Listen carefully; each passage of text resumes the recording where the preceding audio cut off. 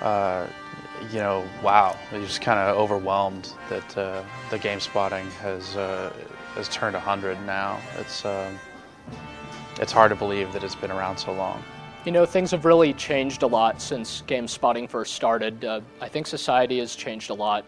People are no longer, you know, necessarily passing on their trade from generation to generation. We've got guys on staff with last names like Shoemaker, but you know, he's not making shoes here. He's an editor.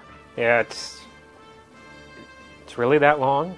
And in fact, his father was an editor, and his grandfather was an editor. His great-grandfather was an editor, and really that's the case with all of us here. That's why GameSpotting has been around now for an entire 100 years, and why we've really carried the torch from generation to generation.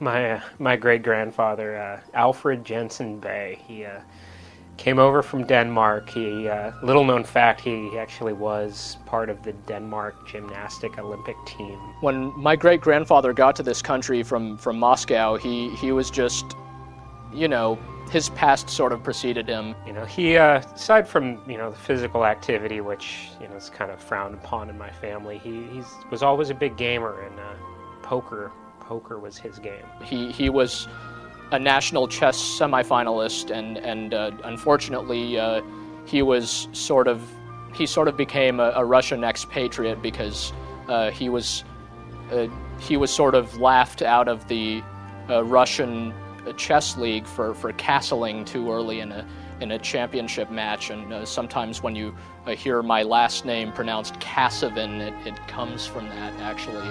To be honest, we don't really talk about my dad's side of the family all that much. You know, they cause a lot of trouble around the holidays and that sort of stuff. He played poker every night with his friends, and they do crazy stuff. They would wager cars, wives, hats, stuff like that. And, you know, some nights he would come home driving a new car, and some nights he'd come home walking. As I understand it, he was kind of the strategy editor kind of guy, and basically his life's work was devoted to a strategy guide for hide and seek, and then he passed away when they were working on one for freeze tag.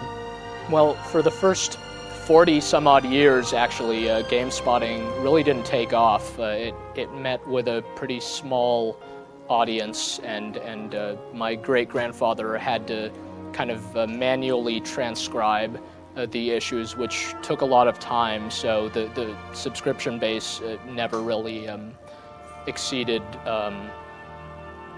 38.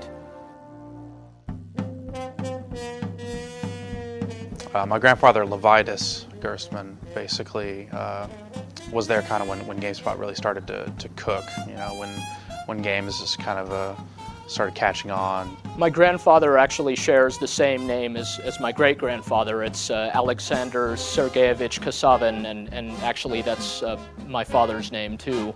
My grandfather, Robert Carl Day, he was a character. He's the guy that gave cribbage a 6.8. As I understand it, he didn't actually like games very much, and you know, the games that he rated and reviewed that were kind of coming out around that time all scored very, very poorly. I still can't live it down. I still get phone calls, stuff thrown through my window. You know, we ran into a lot of trouble back then with companies like Parker Brothers and others like Hoyle. He was always a fan of Japanese games like Go and Mahjong anyway. I guess, you know, aside from being gamers, we've always been fanboys.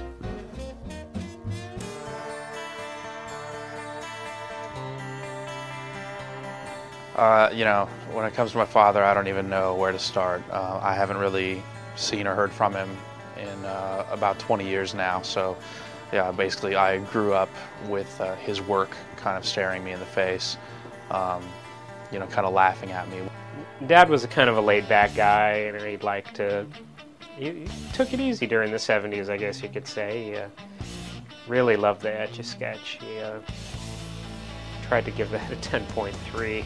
You can imagine that when my grandfather wanted to pass the reins of game spotting onto his son, that he was just very disappointed. I mean, if you've been watching or reading since the 70s, if you're one of our kind of older viewers, you'd know that those really weren't our best days. My father gave Candyland an 11.700, which I don't think that's actually a number.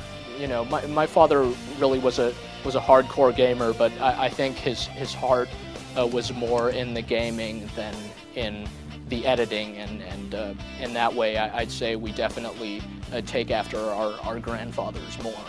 So I don't really know, what those guys were up to, but I'm glad to say that we're here now, kind of coming out of cleaning up their mess.